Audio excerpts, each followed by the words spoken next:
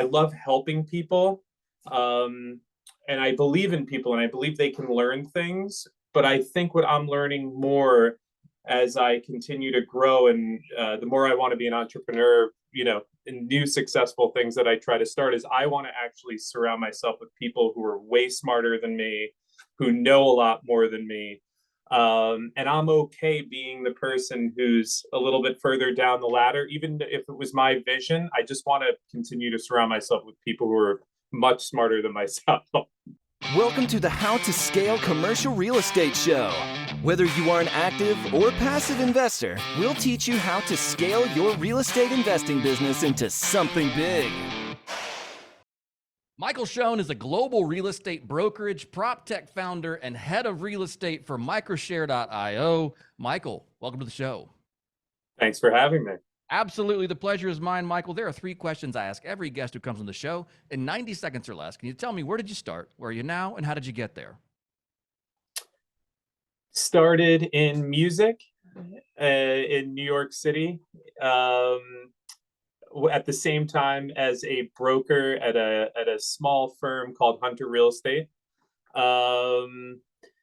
Family was in real estate.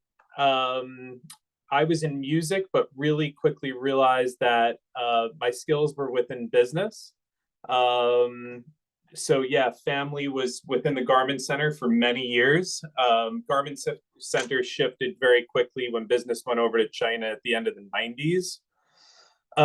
My father got into brokerage as a real estate broker for commercial offices. And that took me into my first brokerage job in New York City after being in music, realizing that I need to be on the business side of things. Wow. That's really cool. I mean, you've taken a lot of steps even from then till now. Where do you find yourself today? So I find myself today after a really wild ride through COVID. I had just started about 5 years ago. I started a PropTech company called aretailspace.com, which is called ARS Data now. And finished product market fit. ARS very quickly basically was helping people, retailers, find retail spaces based on demographics, were footfall, mobile tracking. Our competitor at the time was a company called Placer AI, which joined the Unicorn Club. We went into deep freeze as COVID hit. My real estate commercial office business, the ground fell out beneath that. So my wife is from London, and we took the opportunity to say, let's try something new. Let's meet a new network of people. Let's see if I can, reshape my tech company. And long story short, my neighbor where we moved to in Notting Hill was head of sales for Europe for the company Microshare. Okay. I mean, that sounds like probably disheartening, I would think, at that point. You're 4 or 5 years in, you're building a huge company, you got a lot of time and money invested in it, and it just fell out from underneath you. What strategies did you employ to really shift your focus and find the next thing you're going to work on? Yeah, well, look, I mean, the ego, going back to the beginning part of that, it was painful, but I think the ego part of it was taken out of that because everyone was hit so hard. I think we realized that we had something for the future coming out of the craziness of the first stage of COVID when people were getting back to somewhat of a normal life.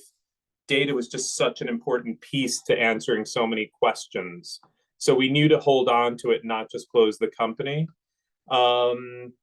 And coming into London, certainly a similar market to New York, different in other ways that might be obvious, and not as many skyscrapers to start. I found coming into this market, learning how to meet new people and speaking a new kind of language that I was used to every day in New York. So I probably didn't answer your question there, so we can go back to that if you want. No, it was really just the question for a lot of entrepreneurs. I think, we have these great ideas, we get the product, we pour our heart and soul into it, and then something dramatic, a black swan event, COVID or otherwise, happens, and suddenly it's like, crud. It can be very demoralizing to watch everything you've been working on just kind of not taken away, but suffer. How did you overcome that? Yeah, look, I think I've learned, even getting hit by COVID, I scaled one of the leading brokerage firms in New York, boutique brokerage firms, beating out Cushman Wakefield, Newmark. I scaled WeWork to over 1 million square feet in New York and research globally. And when COVID hit and that part of my business died out for quite a while, and then the tech got hit, I realized there's certain things out of my control. And I've learned even along the way that these are incredible opportunities to not allow yourself to sink into the ground, but just wait for what's coming. I have a business coach named Rusty Bergen, who's really, we meditate together. We speak a lot about listening and just being quiet and waiting for that next thing to happen, because it will all come together at some point out of our control. Man, that's great. I love that. I love that. Yeah, that slowing down, that quiet space Yeah. is something that in the noise of today's world, I think is I really. have 2 notes from him here on my desk. One says slow down, and the other one says clean up. And it's really about just cleaning anything out in front of you when you just feel frustrated or don't know what that next step is. And it just feels, all of a sudden it comes to you. It could be an idea, it could be a phone call that comes in. You can't get caught up in that moment. Right. No, I love that. I love that. This is great. I appreciate this. Let's talk a little bit about microshare.io. I know you said that Yeah. the company's kind of shifted. What is microshare.io? I'd love to hear. Microshare is an incredible company led by a CEO named Ron Rock, a serial entrepreneur, someone who's been employee number one multiple times. So just learning from him has been incredible. But Microshare is an IoT company. And as global head of real estate, we talk to multifamily owners, we talk to office building owners about some of our solutions. The 2 top solutions we talk to landlords about today are leak detection, smart leak detection, and a product we have called EverSmart Clean. How we can create efficiencies for buildings using our IoT solutions. Our IoT solutions are in the Denver Broncos Stadium through Aramark, GM, General Motors, General Mills, McCormick Center in Chicago, and they're globally. In Europe, we have more sensors in mousetraps than any other company. We in Ireland.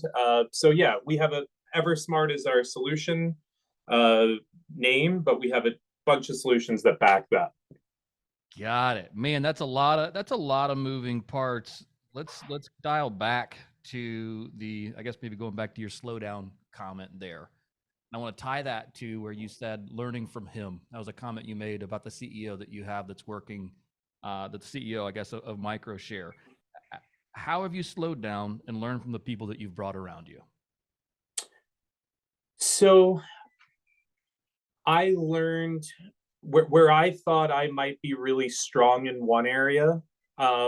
Through seasoned entrepreneurs, I realized that, especially with sales in commercial real estate and office, I think that there reached a point where referrals were coming in. It was really easy. But then once I hit the IoT world, even with my own company, ARS, when you're trying to explain data and IoT products, and we always say at Microshare, most people can't even spell IoT that we're talking to.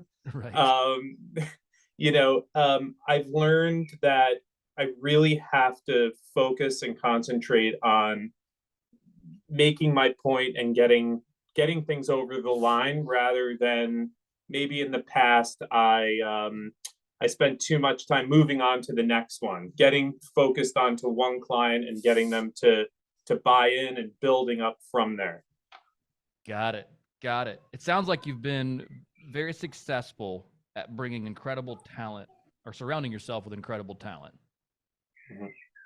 What are some keys maybe that you would give to other people who are looking to kind of repeat what you've done? Sure. Look, and I think it comes even from when I was in the music world and meeting people. There, I think you just have to let yourself be open. I think you have to talk to as many people as possible. I think someone who invites that type of energy in when people are coming to you and want to be around you. I think, sales in general, but I think overall you just have to open yourself up more. Open yourself up more. That's great. That's great. What have been maybe some challenges then that you have faced in building companies and building teams? What are some things that you said, hey, here was a difficult situation and here's how we overcame it? Yeah, building companies, building teams. Ooh. Um,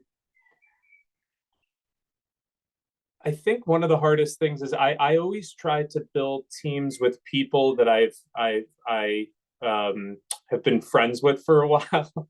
I made that. I don't even know that it's a mistake because I would still hire friends, but I almost now learn not to take things personally.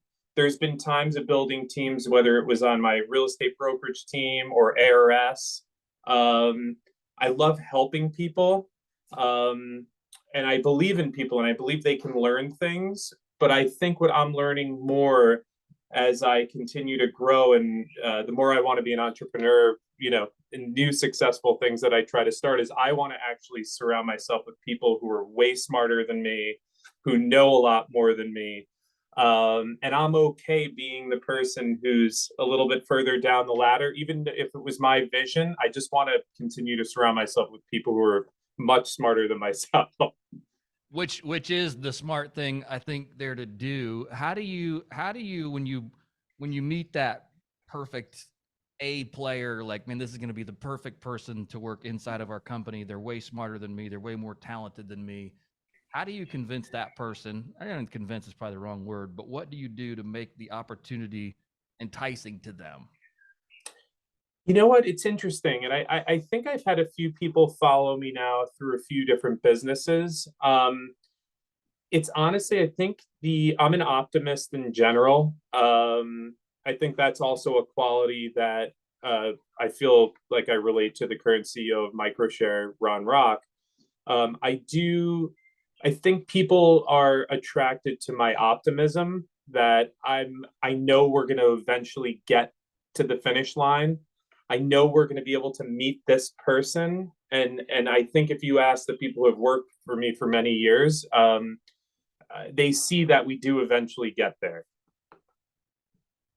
No, that's very, very cool. Michael, let's chat a little bit if we can. I mean, you guys with Microshare, you guys are selling services to those of us in the CRE space. You're not directly, maybe you are, maybe you aren't, I don't know, but you're not directly involved in it, I don't think, at the moment. But tell me state of the market. Like, where do you see us right now? Where are risks being taken? Where are there opportunities? I mean, I'm sure you see stuff worldwide. So give us kind of your views. So it's interesting. I told myself several months ago I was going to stop watching the news because it's constantly horrible news. Correct. um, and then you start reading about it, it gets even worse. But look, there's a huge shift in the market. Even before COVID, companies like WeWork and other competitors of WeWork were making a change in the way people work. Right. The big news that, because I'm so focused on New York, because that was my market for many years, I still do a lot of business there trying to sell products that we make, some of our solutions into owners in the US and in New York specifically. The office market is a mess. You have all of these buildings that are sitting, with empty vacant office space. But I think there's a bigger issue. I think, yeah, the bigger issue has been recently that from the top down, the big REITs are also, having issues now. And people are really nervous in general in terms of where the market's going. When is the bottom going to fall out? You have institutional owners in New York who have had buildings that are probably less than half the value they were and don't know when they're coming back. I mean, the groups of people that are still leaving the Northeast to go to places like Tennessee and Austin, Texas, and Florida is real. Places like New York and cities like New York and San Fran, where the prices are so high for living, it's crazy. I mean, when I moved to London a year and a half ago, London's known as an expensive city. Sure. Cost of living here feels way much cheaper because you get more living space. Food is not a fortune. Yeah, it's just wild. Some of these big cities really need to have this shift in how they want to approach, the future now, because companies and people are leaving them. Right, right. Yeah, I had somebody here on the show recently that they specialize in office space in New York City, if I could speak today. And they were saying stuff that was trading maybe $800-900 a square foot 4 years ago is Yeah. now trading. They said, look, we're picking up stuff at $300 and $400 a square foot, which, Oh yeah. I mean, that's astounding. One, that's a 50% drop in value. But then also they felt like that was an opportunity. They said, hey, this is cyclical. It's going to be an opportunity. You buy when it's low, you sell when it's high. This is just the way this goes. For sure. Look, you've got people like Joe Sitt who were, legendary buyers, retailers in New York who own a lot of buildings, globally. Certainly it's a time to buy.